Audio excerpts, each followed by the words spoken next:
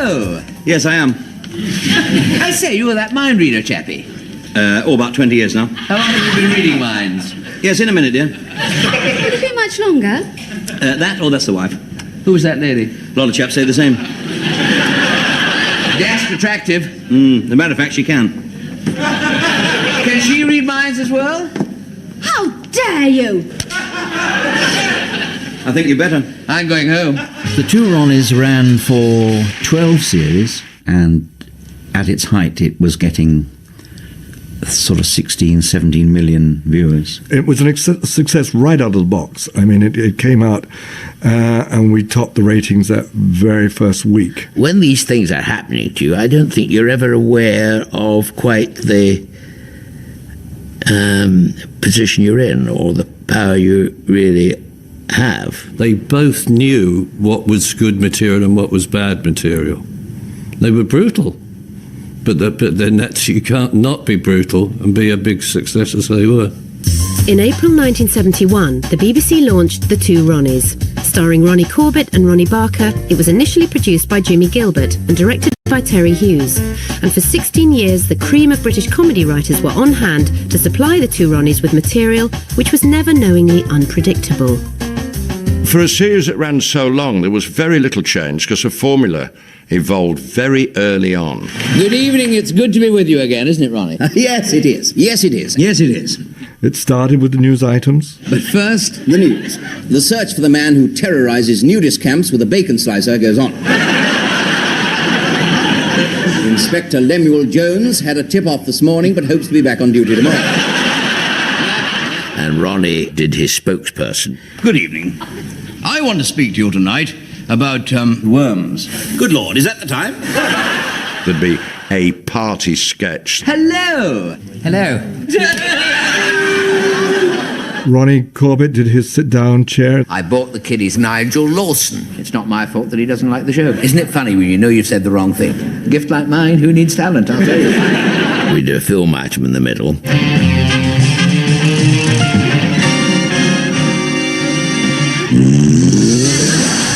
The big song musical number.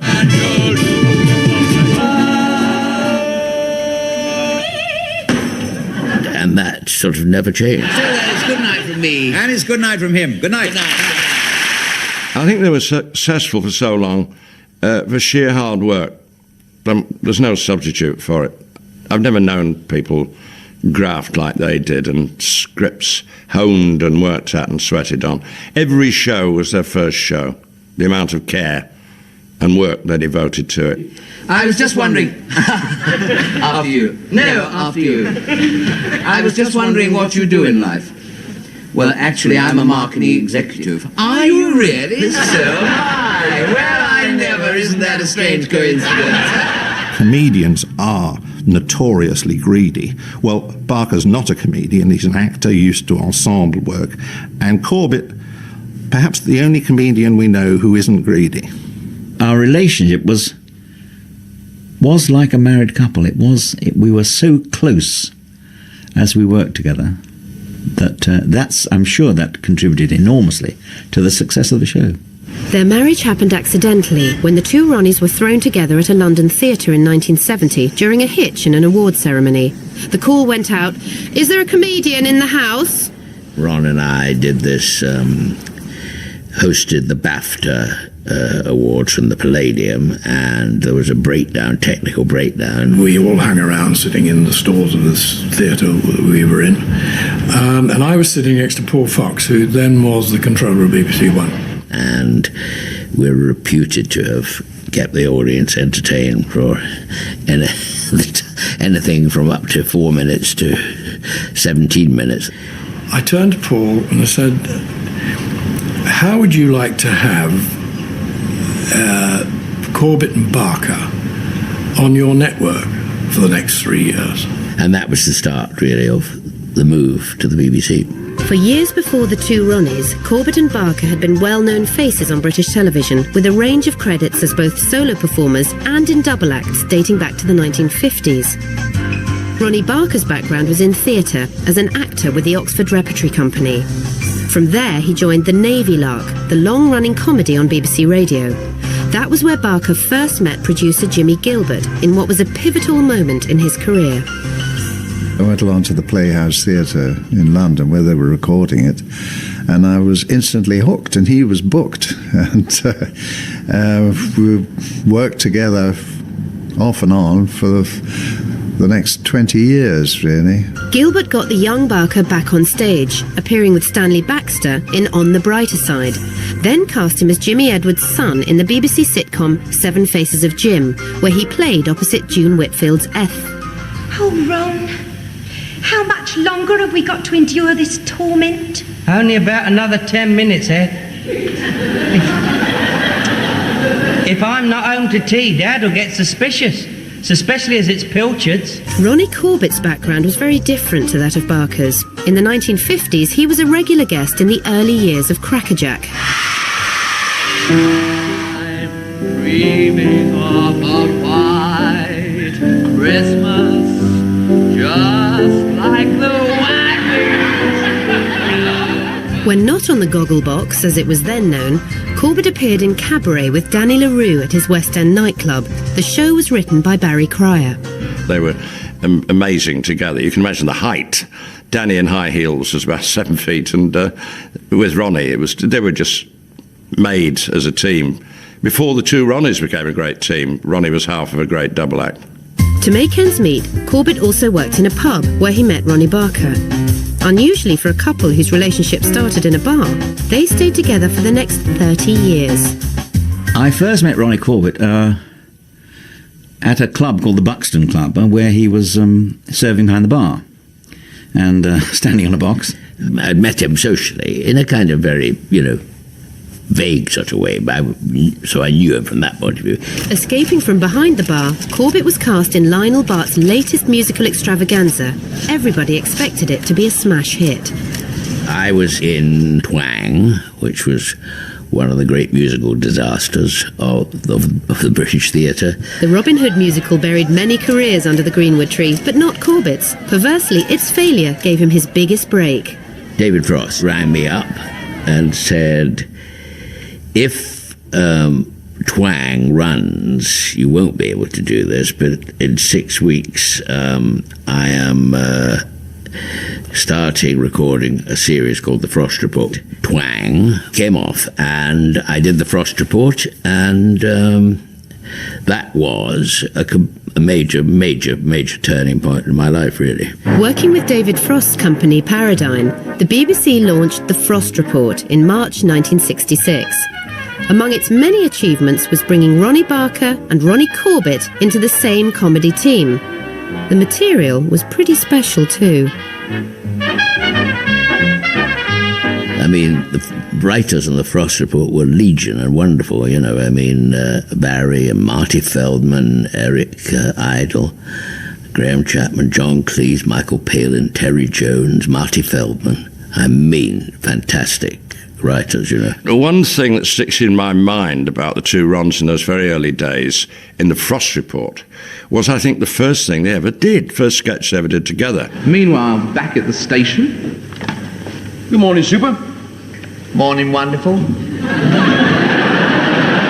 And that was the first moment, which still exists, of the two Ronnies working together. The Frost Report won the much-coveted Golden Rose of Montreux in 1967. The following year, David Frost and the Paradigm Troupe switched channels to London Weekend. Some of us were asked to join them as writers, so there was a whole caravan moved across into all sorts of shows. I mean, it was just an amazing era. The move to LWT sparked the busiest time in Barker and Corbett's careers. Proving that they were solo performers and not just part of a comedy team, Corbett starred as Ronnie in his own sitcom, No That's Me Over Here, written by Barry Cryer, Eric Idle, Graham Chapman, and produced by Marty Feldman. The following year, he returned to his variety roots, introducing song and dance routines and stand-up comedy in the Corbett Follies. And now, of course, the star of our show, Mr. Ronnie Corbett.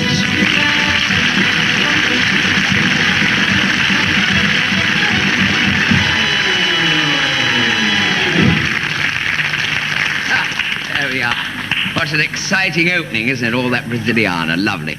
The Ronnie Barker Playhouse marked the start of his solo TV career. The series gave birth to several long-living characters, including the eccentric Lord Rustless, who reappeared in Hark at Barker alongside Josephine Tewson. She went with him to 6 Dates with Barker, which introduced a character he would revive for his farewell to TV comedy, almost 2 decades later. So you ain't going to Hong Kong with a man, eh? Rangoon? Oh, yeah. No, I've given me notice. As of this evening, I shall have to find a new position. Try standing up in a hammock. In 1969, their services were again requested by the boss, this time for Frost on Sunday. But trouble was brewing. David Frost had fallen out with LWT. So, as the curtain was drawn on their ITV adventure, the Paradigm Caravan was set to steal away once again. The LWT departure coincided with Corbett and Barker's triumphant performance at the BAFTAs, and excited BBC bosses were waiting with a hello, good evening, and welcome back. Bill Cotton brought me into his office and he said, look, the Ronnies are coming back to the BBC and I'm going to take you off production, all other production, for a year, and it's your job to find material and shows for the 2 of them. To do that, Jimmy Gilbert turned to Terry Hughes, whose credits included producing Harry Seacombe, Kenneth Williams and Val Doonican. I was an enormous fan of the Ronnies. I'd seen them on the Frost Report. I'd seen the stuff they'd done with David at London Weekend, David Frost, and I knew exactly what they were capable of. Please don't think that I'm trying to get you drunk, because I'm really not. You sure? No, absolutely not. I promise I didn't mean that. I really didn't. I did. I just meant that I thought you were very attractive. Beautiful. Fantastic. And I thought I'd like to take you out for a meal. Me too. Because you're friendly and warm and, well, you just have such terrific knockers. Jimmy Gilbert, who had been invaluable in the first year, he phased himself out quite soon, and I was left totally in control. There was nobody to replace Jimmy Gilbert. It became my show. I expect by now it'll be panic stations in the control box. Red alert. That's when they wake up the producer. Michael Palin, Terry Jones wrote a lot for us in the first year, but subsequently were unavailable because of the demands on their time with Python and their own projects. But the cream of the cream was available to us. We wanted them and they wanted to write for us, so it was a very happy situation. And so to our first contender. Good evening, your name please. Good evening. Your first heat, your chosen subject was answering questions before they were asked. This time you have chosen to answer the question before last each time, is that correct? Charlie Smithers. And your time starts now. What is paleontology? Yes, absolutely correct. What's the name of the directory that lists members of the peerage? A study of old fossils. I do remember having sat down and written this sketch that I tore it up. What is Bernard Manning famous for? That is the question. Correct. Who is the present Archbishop of Canterbury? He is a fat man who tells blue jokes. Correct. What do people kneel on in church? The Right Reverend Robert Runcie. And the following day, because I had no better ideas in me and had to deliver whatever it was I agreed to deliver that year, I literally just fished the pieces out of a waste bin and sellotaped them together. What would you use a ripcord to pull open? Large flies. What sort of a person lived in Bedlam? A parachute. Correct. What is a jockstrap? A nutcase. I learned a great deal at the feet of Messrs. Corbett and Barker, especially from Ronnie Barker in terms of filming. He was a very skillful writer of film pieces and how to do them. We were aware very early on that Ronnie Barker was pretty creative, his input into how to do things and input on lines often, but we didn't really take in the real writing strength of him until the emergence of the mysterious Gerald Wiley. People said, why don't you write under your own name? And the true reason was that I wanted sketches to be accepted on their own merit and not just because it was me. You see, if I put by Ronnie Barker, they might say, oh yes, very good, Ronnie, very good, it's very nice. And I think, God, we've got to do this. Well, we can't tell him. But if you say Gerald Wiley, someone unknown, they can just judge it on its merits. Careful to make the best of a show whose title carried their names, the two Ronnies didn't just turn up to read their lines. Ronnie Corbett used to joke that we had more meetings than we actually rehearsed. He wasn't so fond of meetings. He was very much a part of it. But Ronnie Barker was very meticulous and very precise. I was very finicky, wanting to get every detail right, which I think sometimes annoyed people. I work with technical people, crews and so forth.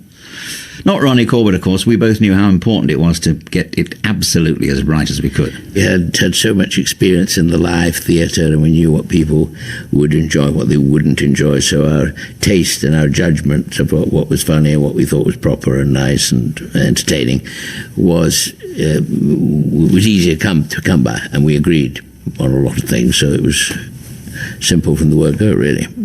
Take the book in the right hand, read what it says on the card. Christmas time is here again. Mistletoe and holly. I wish you all you wish yourself, and may your day be jolly.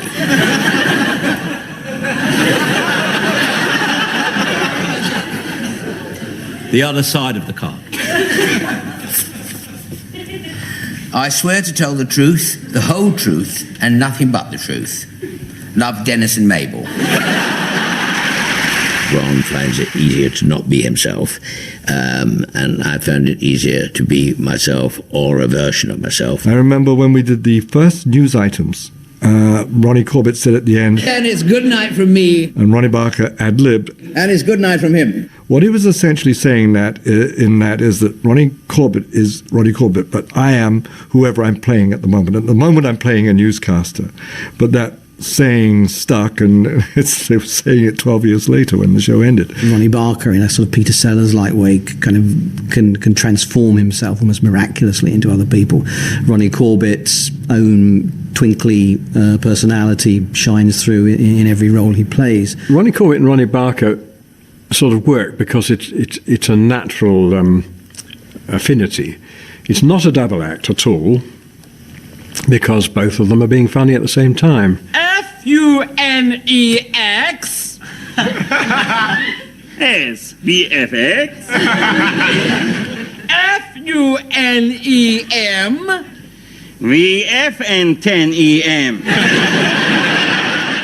Making 8 shows a year gave the Ronnies time to develop solo sitcom careers. Barry Cryer and Graham Chapman wrote Now Look Here for Corbett in 1973 and followed it with The Prince of Denmark, where Ronnie called on his experience behind the bar of the Buxton to run a pub. Now, the lift's electric. Yes. Now, would you like to see that? That'd be very nice, yes. Oh, yes, well, stay there and I'll show you. Yes, right. Wait, it is here. Uh-huh.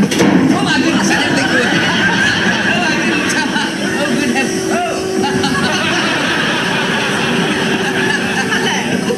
Hello. Ronnie Barker's choice of roles eventually made him a sitcom legend. First, he revisited Lord Rustless in His Lordship Entertains, again with Joe Chewson. But his next show, Idle at Work, never got into gear, despite having Graham Chapman as writer and Jimmy Gilbert producing. But Barker struck gold in 1973 with his series of half-hour pilots, 7 of 1. Out of these came his 2 most memorable characters, Fletcher in Porridge and Arkwright in Open All Hours. Yet wherever their solo ventures led, the two Ronnies always returned to each other and continued to hit it off. My name's... What is this? What is it? I'm sorry. It's something I just can't control. If I were you, I'd just move away.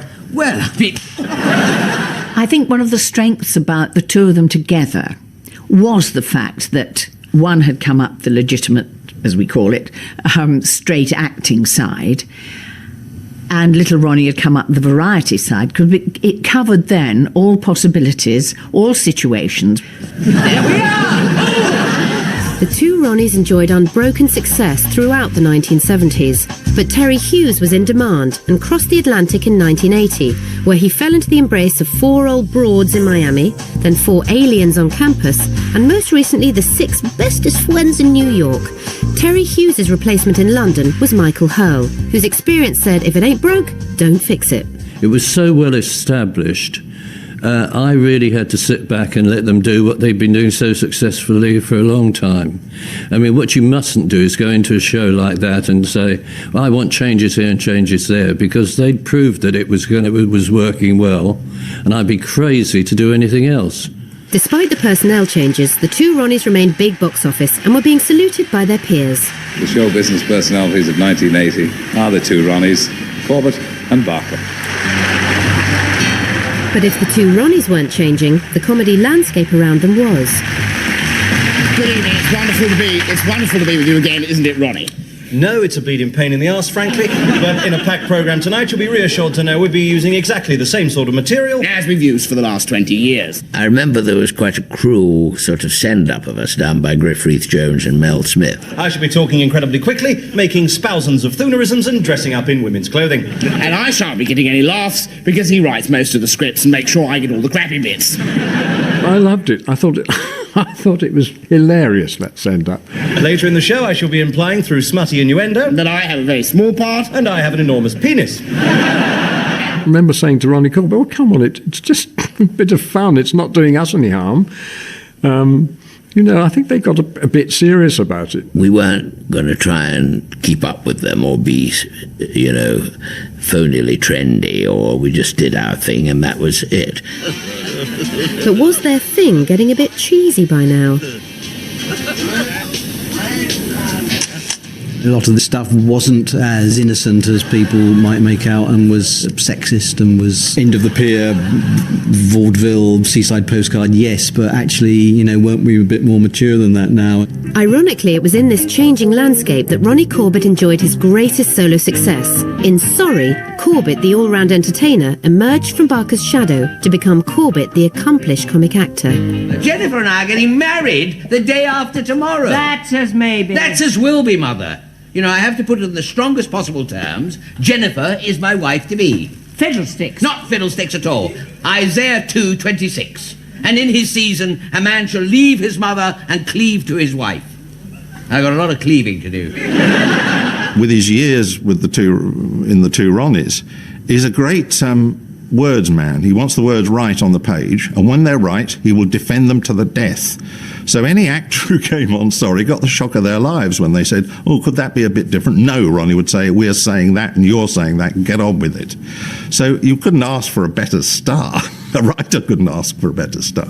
In 1986, the two Ronnies were invited to Australia for a TV series catering to the unique tastes of a down-under audience, but the trip signalled the beginning of the end. Where's Rooney? Rooney's gone a bit strange. I reckon the loneliness has got to him. Well, he should never join the Rolf Harris fan club. Ron was worried about blood pressure, and I think in Australia in the swimming pool, when we were all out there for the year, he'd had a bit of a funny little turn that worried him. One night he said to me, "I don't think I can do this much longer." He said, "We'll do one more series in the UK, one more to Ronnies series, and I'm going to pack it in." People have been going, younger than us, Eric and Tommy Cooper, and so if you don't feel right, you're not feeling strong and vigorous, don't kill yourself with work. I thought, I don't want that. Quit while you're ahead, I thought. And I spoke to Ronnie C, and he was marvellous about it. He said, "I just feel out to tell you, Ron, that I've decided that after the next series, we're in the middle of one series, after next year's series and the Christmas show, I'm going to retire." And that's just what he did. After Christmas night with the two Ronnies went out in 1987, and nobody was any the wiser. Good evening. It's wonderful to be with you for this special Christmas show, isn't it, Ronnie? Indeed it is. But first the news. Latest statistics show that 90% of all British women like shaking Stevens. On the other hand, 90% of all British men think he's old enough to shake himself. So the audience weren't told, the camera, the crew weren't told, nothing special happened. We just got changed, said goodbye, and went off and had our curry. That was the way it all came to an end, No gala celebrations or anything like that. Funny, really. Following his low-key departure from the two Ronnies, Barker retired the next year after revisiting his 1971 character Clarence with his original leading lady. He rang me up and said, "Well, I've written 6 episodes to go with this first one, and I've always thought it would make a good series, and I'd like to do it, and it's just you and me and the odd other person." You going to Hong Kong to an order? Rangoon? No, I told you I've had my notice. As of this evening, I shall have to find a new position. Huh? Try standing up in a hammock. And then he said, just one thing I'd like to tell you. At the end of it, I'm going to retire. And I thought, you can't mean what? I said, retire? From what, you see? He said, from the business. I've never regretted it. I did everything I wanted to do. I had no ambitions left. And I'd been, so lucky and so enjoyed myself so much. And I thought, that's it. Well, that wasn't quite it. Barker was tempted out of retirement for straight acting roles. In 2002, he played Inches, Churchill's butler in The Gathering Storm, and the following year starred alongside Maggie Smith in My House in Umbria. But what of the Song and Dance Man? Because, of course, we'd set up this natural independence as well, I wasn't so, stranded. Didn't feel stranded. Wasn't stranded.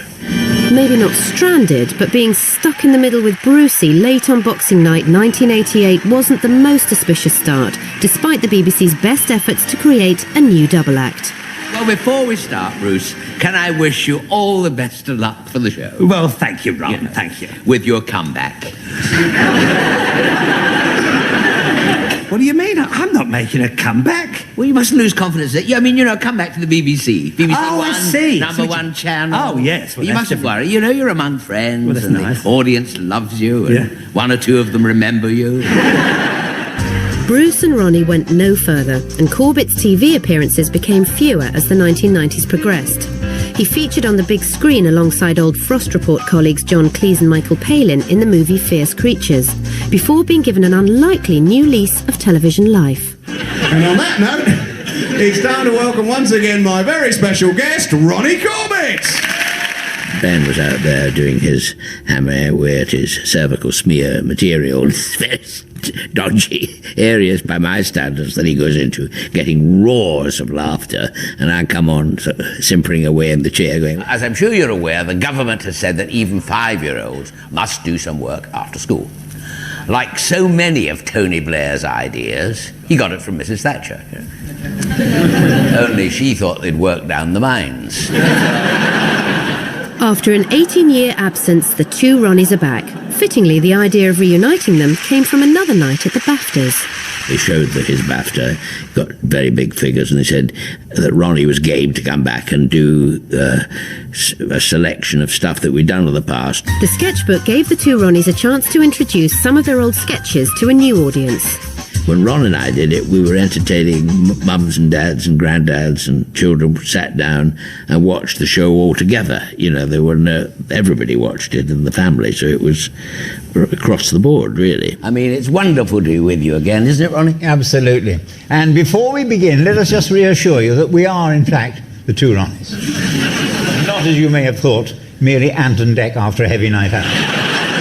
It's a wonderful job. I've been so lucky to get a job, where the only thing you have to do in your career is to make people laugh. I mean, it's the best job in the world. Camden Town, my Camden Town, you are home to me.